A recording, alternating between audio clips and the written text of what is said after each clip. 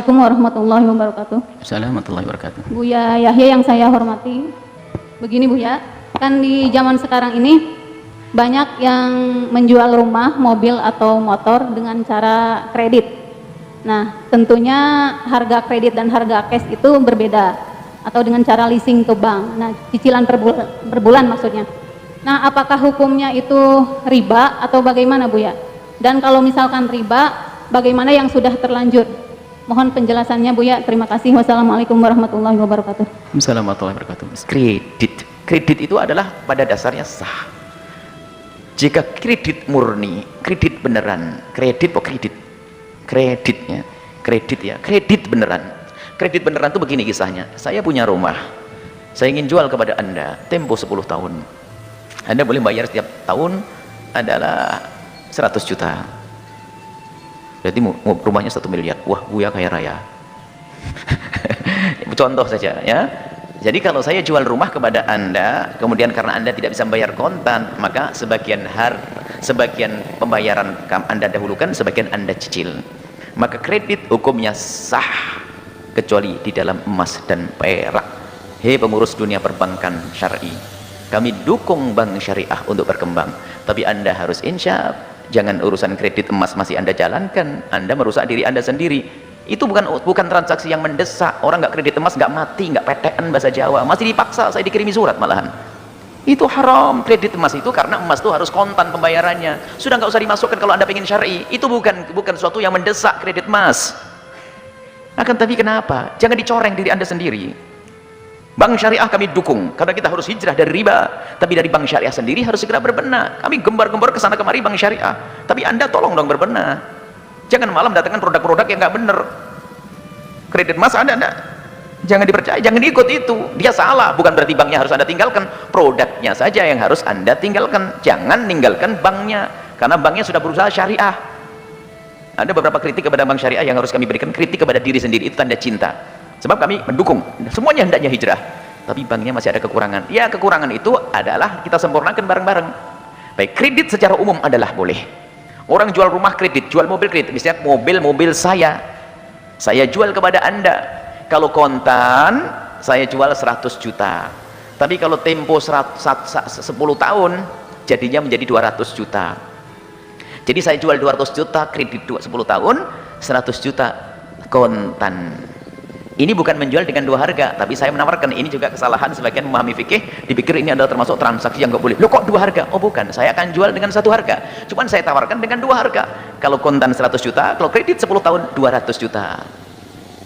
Maka transaksinya setelah ini Anda pilih yang mana. Saya ambil kredit saja, berarti Anda ngambil yang 200 juta. Yang tidak diperkenankan dan tidak sah dalam transaksi adalah jika kita berpisah, mobil Anda bawa, belum ada ketentuan Anda ngambil yang kredit atau Anda ngambil yang kontan. Misalnya saya tawarkan kepada Anda, ini kalau kontan 100 juta, kalau 10 tahun, kalau kredit 10 tahun 200 juta. Contohnya, marhaba, Anda bawa mobil, nggak sah. Kenapa? Saya nagih yang mana? Ribut nanti. Anda pengen ditagih yang 100 juta, saya pengen nagih yang 200 juga gulat nanti masuk mahkamah. Maka kalau sudah dipilih, maka menjadi menjual dengan seharga satu. Ini juga termasuk ada kesalahpahaman fikih, kadang-kadang nawarkan jangankan ke dua harga, 10 harga boleh. Ini kalau kontan 100 juta, kredit setahun 110, kredit 2 tahun 120, kredit 3 tahun 130, kredit 4 tahun 100, terus itu tawaran, tinggal Anda pilih yang mana. Belum transaksi ini, masa tawar-menawar transaksi. Baru setelah itu transaksi, aku ambil satu harga, selesai. Baik, kredit seperti itu aslinya kredit pada dasarnya adalah boleh. Cuman yang jadi masalah, ini kredit ini urusannya dengan siapa ini? Kalau seorang showroom menjual mobilnya kepada saya beli mobil ke showroom kredit dan benar-benar barangnya mobilnya showroom, saya bayar ke showroom ya sah-sah saja. Cuman kalau kisahnya showroomnya ini adalah nggak punya duit, nggak mampu untuk mendatangkan 300 unit mobil. Marketnya bagus, datang 500 orang mau beli mobil merek ala kadarnya. Nah, setelah itu harus tidak punya uang, gandeng bank panas, bank yang ada ribanya. Akhirnya pihak bank yang membiayai, pakai bunga atau tidak? Baik bener kalau bunganya nggak pakai, kalau banknya nggak pakai bunga namanya harum, bunga baunya busuk, bunga bunga, bank harus pakai bunga. Akhirnya Anda mengambil, Anda harus bayar kredit. Baik, setelah Anda bayarnya kemana? Ke bank. Berarti Anda ini orang yang tidak pintar lagi, karena Anda bayar ke bank itu sebenarnya Anda bayar, pertama adalah bayar mobil Anda, yang kedua keuntungan kepada yang punya mobil, yang ketiga adalah bayar bunganya. Anda harus sadar, Anda yang bayar bunga sebetulnya. Ya enggak? Anda yang bayar bunga, berarti Anda telah menolong dalam kebatilan. Memang Anda tidak secara langsung berurusan dengan bunga, tapi Anda menolong dia. Oh, saya tidak tahu. Kalau Anda tidak tahu, dimaafkan sekarang. Kalau pura-pura tidak tahu yang jadi masalah. Dan sebagian ustadz yang kita temui memang tidak tahu, menganggap kredit ya, saat dipikir memang showroom itu punya mobil banyak. Enggak, tidak semua showroom banyak mobilnya. Itu urusan sama dunia perbankan. Nih, banyak sebagian ustadz mobilnya bagus-bagus, tapi kredit. Kalau kredit syar'i, alhamdulillah. Tapi kreditnya tidak syar'i, kalau tidak tahu, semoga Allah mengampuni. Tapi sebagai seorang ustadz hendaknya harus mengetahui dong. Baik, nah permasalahannya adalah bukan masalah kreditnya, masalah cara kreditnya tadi. Kalau seandainya urusannya dengan showroom langsung, nggak ada masalah. Tapi pihak showroom tidak punya duit, lalu ngurus dengan urusan dengan bank. Loh, apakah bisa disyariahkan? Diatur transaksi yang menjadikan syar'i. Jadi nanti pihak showroom itu mendatangkan mobil, nanti mobil itu dijual kepada pihak perbankan. Kemudian setelah dijual kepada pihak perbankan, tentu harus ada transaksi seperti itu. Kemudian pihak perbankan mengembalikan kepada showroom untuk menjadi wakil penjualan mobil. Setelah itu penjualnya mobil ini urusan dengan bank syar'inya. Dan kami himbau bank syariah sudah harus masuk wilayah ini, agar saudara kita tidak masuk. Jadi ini babnya sudah bab murabahah. Jadi pihak showroom itu jual ke bank, banknya jual ke kita.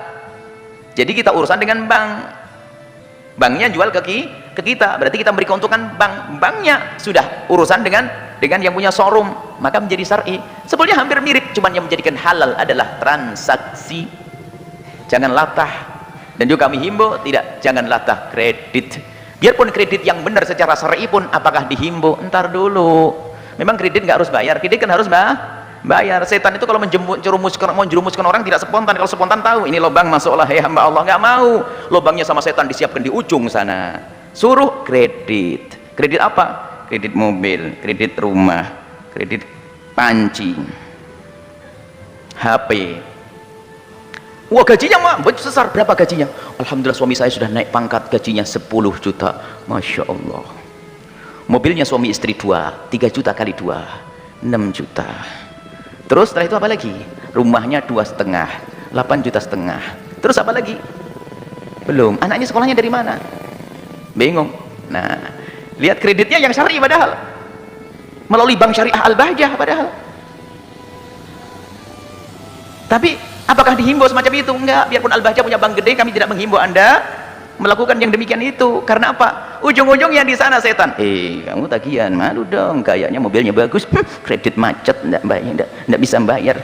Akhirnya mulai malu. Akhirnya setelah begitu ngambil kerjaan asal, yang penting dapat duit, kebayar. Akhirnya lakukan yang haram, masuk perangkap setan.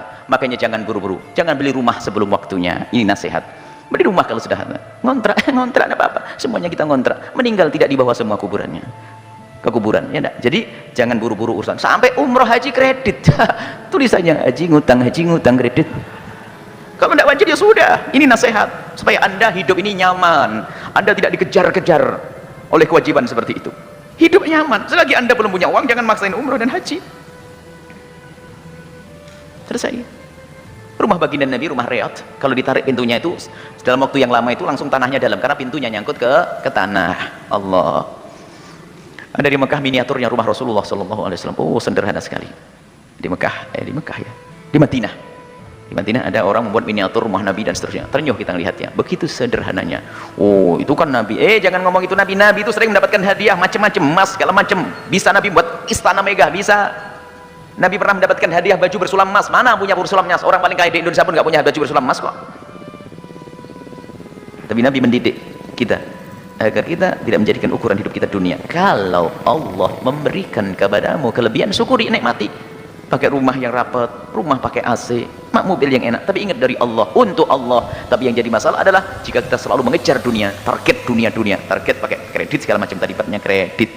Jadi kalau belum waktunya nggak usah beli ya, nggak usah kredit, ngontrak rumah aja, ngontrak bareng-bareng. tetangganya rame, kontraktor semuanya. Yes. Nah, yang penting baik, tidak usah, jangan dipaksa diri Anda dengan sesuatu seperti itu. Maka kunci hidup indah yang luar biasa indah adalah membiasakan dengan